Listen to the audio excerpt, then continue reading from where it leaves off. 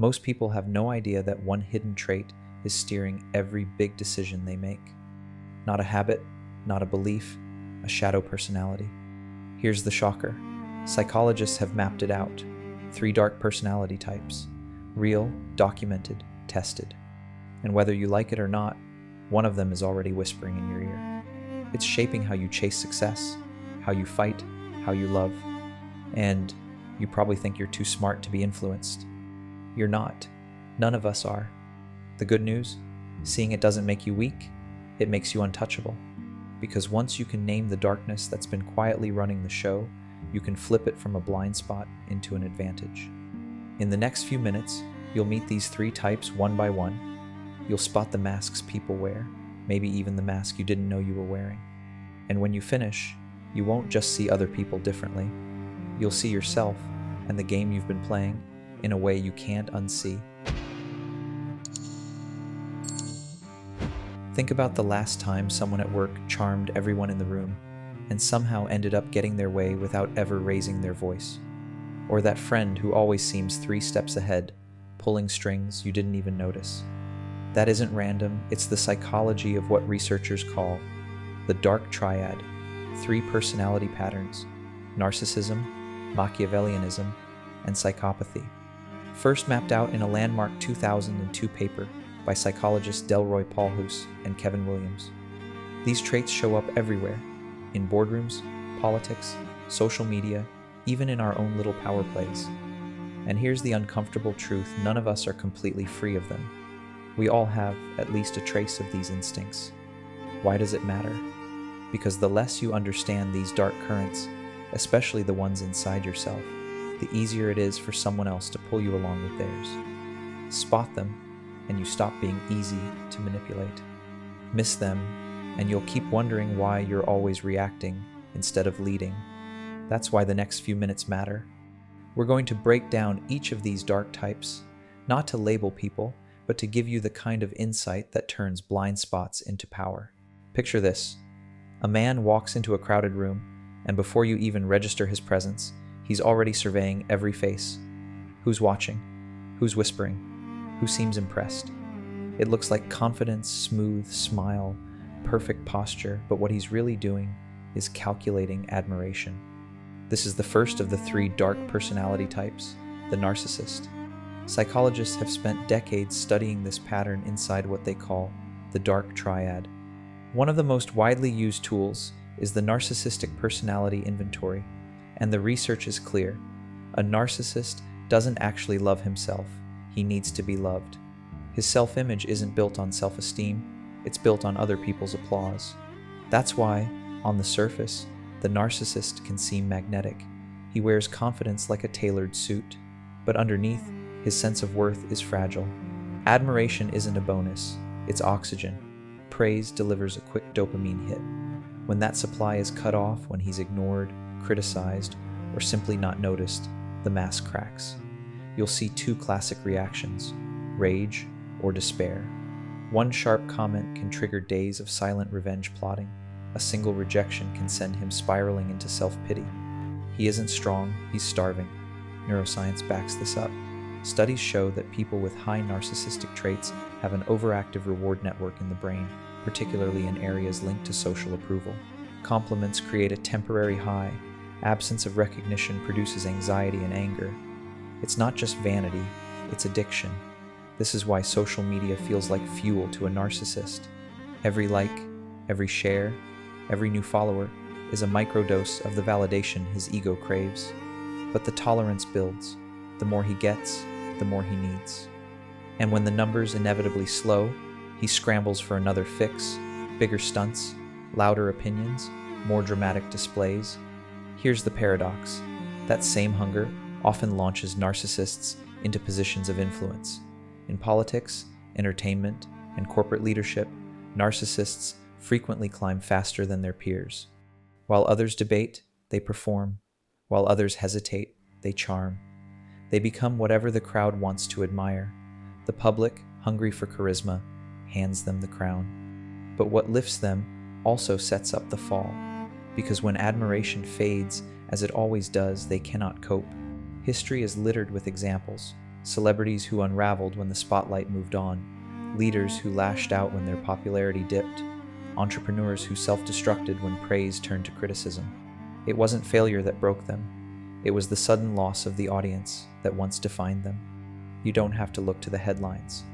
You've met this type already, the coworker who seems perfectly polished until feedback isn't glowing, then suddenly turns icy. The friend who adores you when you praise them, but drifts or snaps the moment you stop. The romantic partner who showers you with affection, then punishes you with silence if you challenge them. All share the same blueprint, a life built around applause. And when the applause slows, the insecurity shows. Here's the uncomfortable truth. Almost everyone has a little of this in them. Ever post something online and check your phone every few minutes to see who liked it? Ever dress a bit sharper just to be noticed? That's not evil, it's human. But when admiration becomes the oxygen you breathe, you stop being free. Your choices are no longer your own. They're reactions to the crowd. Recognizing this pattern, especially in yourself, is the first step to breaking it. Because once you stop chasing applause, you stop being controlled by it. The narcissist, whether it's the person across the table or the part of yourself you haven't faced yet, loses all power the moment you no longer feed his need to be seen. True strength isn't in being admired, it's in being steady when no one's watching. The narcissist builds an empire of mirrors. The man who steps outside that hall of reflections builds a life that doesn't collapse when the crowd looks away. And that, more than charm or charisma, is real power. Imagine a man who rarely speaks first. He sits back in the meeting, letting everyone else argue, posture, and reveal themselves. He doesn't interrupt. He doesn't need to. While the room fills with noise, he studies. He watches who sides with whom, who slips up, who hungers for approval. By the time he finally leans forward, the decision is already made, and the board has shifted in his favor. This is the second dark personality type, the Machiavellian. Named for Niccolo Machiavelli, the Renaissance political thinker who wrote The Prince, this archetype thrives on one principle: people are tools. They are not to be hated or adored, only understood and used. He doesn't need applause like the narcissist. He doesn't need chaos like the psychopath. What he wants is leverage. He plays the long game, and he plays it silently. When psychologists first coined the term Machiavellianism, they described a personality that is strategic, emotionally detached, and willing to manipulate to reach a goal. Research in the 1970s by Christie and Geis produced the Mach 4 scale still used today, showing that high Mach scores correlate with calculated manipulation, skepticism about human nature, and an almost cold-blooded patience. The Machiavellian doesn't waste energy trying to be liked. He understands that visibility is vulnerability. Every opinion you share can be used against you. Every emotional outburst gives away information. So he waits. He lets others talk. He lets them reveal their fears and ambitions. He listens with the patience of a chess player, knowing that every careless sentence is a piece of intelligence. When he finally speaks, his words land like moves on a board, deliberate, timed, and impossible to read as anything but reasonable. He wins not by overpowering opponents, but by making them move exactly where he wants them. You can feel this in his presence. There's a calm that's almost unnerving. He can laugh, tell stories, even charm you, but there is always something missing. He never fully gives himself away. His compliments never reveal real admiration. His stories never reveal his strategy. You may leave a conversation thinking you've connected, but hours later, you realize you learned nothing about him while he learned everything about you. That is not an accident. It's the core of his power. In studies of corporate behavior, researchers have found that employees with high Machiavellian traits are more likely to climb into management and maintain influence because they excel at reading the hidden politics of the workplace and acting when others are distracted. Look at history, and the pattern repeats. Talleyrand, the French diplomat who survived revolution, empire, and restoration, was famous for his ability to outmaneuver kings and emperors without ever appearing disloyal.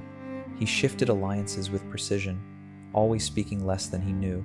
Or consider modern politics and business, where quiet strategists, campaign managers, behind-the-scenes advisors, shrewd deal-makers pull strings that shape nations and markets, while the public barely knows their names. They aren't chasing the camera, they are positioning the board. For the Machiavellian, emotion is a liability. Loyalty is negotiable. Kindness is camouflage. Even truth is a weapon to be sheathed or revealed, depending on what wins. He is not cruel for cruelty's sake. He is efficient. If helping you builds debt, he helps. If hurting you clears the path, he hurts. He does not confuse morality with strategy. That's why he rarely loses his temper. Anger is information, and information is leverage. Losing control would mean giving leverage away. But this cold advantage carries a price. The Machiavellian can outthink and outmaneuver, but the same habits that bring him power also isolate him. When you view every relationship as a transaction, you start to believe that everyone else does too. Trust becomes impossible, even when it might be real. He anticipates betrayal everywhere because he knows how easily he himself betrays. Over time, paranoia grows. He wakes each day already playing the game before he speaks a word. Even in victory, he never fully relaxes because the board is never finished and the next move is always being plotted by him and against him. It's tempting to admire this type. In a world where people often stumble through life reacting to every crisis, the Machiavellian seems unshakable, almost superhuman in his patience and foresight. And there is something to learn from his discipline: strategic thinking, emotional self-control, the ability to delay gratification. These are powerful skills when guided by a clear purpose. But the danger is in losing sight of that purpose. When strategy becomes identity, when every relationship is reduced to leverage, mastery turns into emptiness. The Machiavellian may win the game, but he risks forgetting why he started playing. This is the paradox at the heart of the second dark type. His strength is not in brute force or charm, it is in quiet calculation. He can build an empire without ever stepping into the spotlight. Yet the very distance that protects him can also leave him alone in the fortress he built. The lesson is not to fear strategy, but to recognize when the strategist inside you has become the only voice you trust. Because once every friendship becomes a negotiation, and every conversation a move on a board, you may win many battles and still find yourself with no one left to share the victory. Now we reach the third and darkest of the three, the psychopath. Forget the movie stereotype of a reckless madman. What makes the true psychopath frightening isn't wild chaos, it's the unnerving calm. Picture someone standing in the middle of a crisis, voices raised, tempers flaring, everyone scrambling, yet he moves as if the chaos is happening on mute. His eyes don't flicker, his heartbeat barely changes. While everyone else is ruled by fear or hesitation, he simply acts. By the time people realize what he's done, it's already over. Psychologists have studied this type for decades. In clinical terms, it's often described as a cluster of traits measured by tools like the Hare Psychopathy checklist: shallow emotions, chronic lack of empathy, impulsivity, mixed with a calculating mind, and an almost total absence of guilt. Brain imaging studies consistently show lower activity in the amygdala and areas that process fear and empathy. The result isn't just coldness, it's a different kind of wiring. Where most people's conscience automatically brakes their darker impulses, the psychopath has no such internal stop sign. That's why he can lie without blinking and hurt without regret. To him, emotion is a leash one he cut long ago. He doesn't brood over morality or worry about what people will think. The past is irrelevant, only the next move matters. This detachment gives him a speed and freedom that others can't match. While the narcissist is busy chasing applause and the Machiavellian is patiently setting traps, the psychopath simply moves. He thrives in uncertainty. The more unstable the situation, the more he feels at home. Where others negotiate, he takes. Where others hesitate, he strikes. This doesn't mean he's sloppy. The most dangerous psychopaths are rarely loud or reckless. In fact, they're often disarmingly calm and even charming. They know exactly how you expect a good person to act, and they can mimic those cues flawlessly. Smiles at the right moments, a touch of empathy in their voice, even well-timed tears. But it's all performance. Inside, nothing moves. That's what allows them to cross lines without flinching. They can betray a partner, destroy a rival, or walk away from a lifelong friendship if it serves their aim, and they will sleep soundly afterward. History shows how this type rises when old rules collapse. In times of war, revolution, or financial panic, the psychopath's lack of fear becomes a lethal advantage. While others are paralyzed by the risk of failure or the shame of being ruthless, he sees only opportunity. Crime lords who build empires in the underworld, warlords who thrive when governments fall, certain corporate raiders who dismantle livelihoods with a smile. Many of their most chilling qualities match what clinical research calls high psychopathy. They exploit the fact that most people hesitate. The psychopath never does. You might not meet someone running a cartel, but the traits appear in everyday life too. The colleague who takes credit for work without a flicker of guilt, the partner who manipulates and gaslights with icy precision, the boss who cuts people loose without a second thought and calls it just business. They're not all criminals. Some climb to the top of legal institutions, even admired ones. Because when society confuses boldness with leadership, the psychopath can pass for a visionary. Yet this dark freedom carries a hidden cost.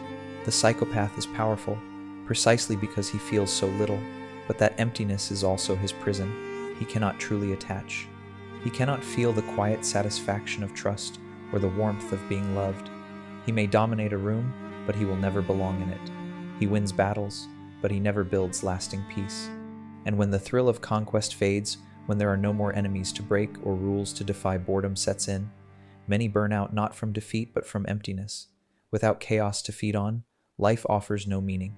And when failure finally comes, it isn't a dramatic collapse into tears or rage like the narcissist, and it isn't a strategic retreat like the Machiavellian. It's a quiet implosion, because he never learned how to suffer, or to rebuild, or even to wait. He only knows how to dominate. When domination is no longer possible, there is simply nothing left, no identity beyond the will to power. That is the final tragedy of the psychopath. He can conquer, but he cannot create. He can inspire fear, but never trust. And when the world eventually stops watching, the silence he once used as a weapon becomes the very void that swallows him. You've now met all three of the dark types, the narcissist, the Machiavellian, and the psychopath, and it's tempting to file them neatly away as if they're three separate boxes. But real life is messier. These are not distant villains you only read about in crime novels or history books. They're patterns, currents of human nature, and they show up in shades and combinations in the people around you and, if you're honest, in yourself. This is where we pause and look inward, because the real value of understanding these dark personalities isn't just spotting them in others. It's recognizing the whisper of their influence in your own choices before it quietly takes the wheel. Think about the narcissist again. Maybe you aren't chasing the spotlight, but have you ever felt the sting when a post you worked hard on went unnoticed? Have you ever shaped a decision not because it was right for you, but because it would look good to someone else? Those are small echoes of the same hunger for admiration. Left unchecked, those little habits can grow into a life built for applause rather than purpose. You don't have to score high on a psychological checklist to be ruled by the need to be seen. Consider the Machiavellian. You may not be plotting to control empires, but perhaps you've bitten your tongue in a meeting, waiting to speak until others showed their cards. Maybe you've built an alliance at work, not out of friendship, but because you knew it would give you leverage. That isn't evil. In fact, strategy can be healthy. But the danger begins when strategy becomes identity, when every relationship is reduced to a transaction and every conversation becomes a move on a chessboard. That's when influence turns into manipulation and planning turns into paranoia. And the psychopath, surely you're nothing like him, right? Yet pause and remember a moment of sudden detachment when something dramatic unfolded and you felt almost nothing, when everyone else panicked and you stayed eerily calm. That coolness isn't psychopathy, but it hints at why that type can be so effective in crisis. The ability to detach from fear is valuable. The difference is that a psychopath has no choice. He lives permanently in that cold distance, cut off from the very emotions that give life its depth. What may be a useful skill for you in moments becomes his permanent state and his curse. Here's the uncomfortable truth. These types are not three alien species. They are parts of the human blueprint. Evolution shaped them because each trait, in the right context, offered survival value. Narcissistic confidence can attract allies. Machiavellian strategy can outwit stronger opponents. Psychopathic fearlessness can lead through danger. In small doses, these traits can be assets. But when any of them dominate unchecked, they become prisons not just for the people around the person, but for the person himself. That's why awareness is power. Once you can name these forces, you can start to steer them instead of being steered. You can borrow the narcissist's confidence without becoming addicted to applause. You can learn the Machiavellian's patience and strategic mind without losing your ability to trust. You can practice the psychopath's calm in crisis without sacrificing empathy. The goal is not to exile these shadows, but to master them, to hold the reins so that these instincts serve you instead of ruling you. This reflection also sharpens how you see others. The next time someone dazzles a room with charm, you'll notice if their energy feels like performance rather than presence. When you meet a quiet strategist, you'll recognize the patience behind their silence. When chaos erupts, you'll see who moves without fear, and you'll know the difference between courage and coldness. Instead of being manipulated, you'll be reading the board. But mastery begins inside. Ask yourself, which of these voices speaks loudest in you? Do you secretly crave recognition? Do you find yourself planning 3 moves ahead, even with friends? Do you sometimes feel a chill where empathy should be? You don't need to announce your answers. You only need to see them clearly. Because the greatest danger isn't having a shadow, it's pretending you don't. Pretending leaves you blind, and what stays hidden grows stronger. So this is the turning point. We've walked through the darkness, not to wallow in it, but to bring it into light. The narcissist, the Machiavellian, the psychopath, they are warnings, but also mirrors. They show us the costs of living without self-awareness, and they remind us that real strength isn't in suppressing these traits or letting them run wild. It's in choosing how they are expressed. Awareness, discipline, and honesty, that is the quiet power that outlasts charm, outmaneuvers strategy, and stands firm when fear would break others. Before you move on to the next chapter of your life, take a hard look at the dark edges of your own nature. See them, name them, and then decide which parts you will keep under your control. Because the men who master their shadows aren't just different, they are free. You've just walked through the darkest corners of human nature, narcissist, Machiavellian, psychopath, and maybe if you were honest, you felt a flicker of recognition. That's not weakness. That's the first sign of real power. Because the men who see their own shadow clearly are the only ones who can keep it on a leash. Don't let what you've learned fade into background noise. Take one more step. Subscribe now and keep sharpening this awareness before the world dulls it again. And if you're ready to prove you're not just watching, you're waking up, drop a comment that says, "I master my shadow." Let's see who's bold enough to own it.